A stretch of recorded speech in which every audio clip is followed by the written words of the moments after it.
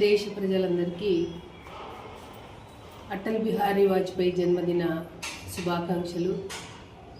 అదేవిధంగా శత జయంతి ఉత్సవాల వేడుకలను అద్భుతంగా నిర్వహించినటువంటి ప్రజానికానికి, అట్లాగే ఇంత చక్కటి ఆశయాన్ని ముందు ఒక ఆలోచన రూపంలో తీసుకొచ్చిన మా రాష్ట్ర అధ్యక్షులు పివిఎన్ మాధవ్ గారి ఆలోచనలు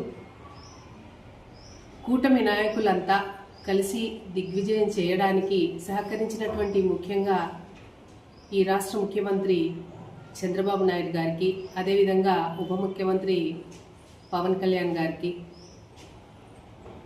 ఎన్డీఏ కూటమి నాయకులందరికీ, అట్లాగే మా కార్యకర్తల్లో కొత్త ఉత్సాహాన్ని నెలకొల్పిన మన అటల్ బిహారీ వాజ్పేయి విగ్రహాన్ని చూసిన ప్రతి ఒక్కరు కూడా వారి యొక్క ఆలోచన విధానాన్ని ఇవాళ మారే విధంగా ఉంది అని చెప్పడంలో అతిశయోక్తి లేదు. వారి యొక్క సంస్కరణలు, వారు ఆ కాలాన్నే ప్రజల యొక్క శ్రేయస్సు కొరకు ఎన్నో సంస్కరణలు తీసుకొచ్చినారు.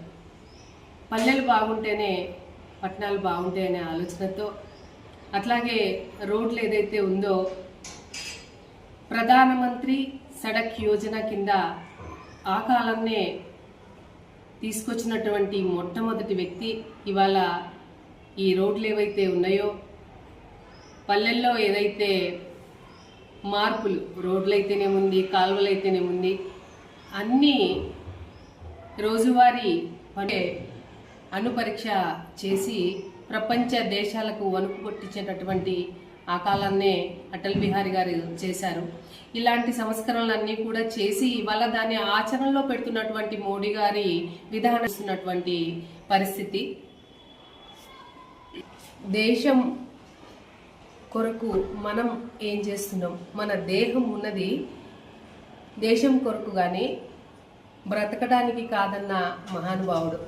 అట్లాగే మన మోదీ గారు కూడా డిసెంబర్ 25 సుపరిపాలన దినోత్సవం ప్రకటించి, అట్లాగే దేశ రాజకీయాలకు దేశ ప్రజల దినోత్సవంగా, సుపరిపాలన దినోత్సవంగా అతను భావోద్వేగంతో ఈ దినాన్ని సుపరిపాలన దినంగా ప్రకటించారు. అట్లాగే మా పివిఎన్ మాధవ్ గారు దానికి దోహదపడుతూ ఆ సుపరిపాలన దినోత్సవాన్ని ఇంకా అద్భుతంగా ఈ 100 సంవత్సరాల జయంతి ఉత్సవాల వేడుకలను బస్సు యాత్రలో సుపరిపాలన అనే పాలన కొరకు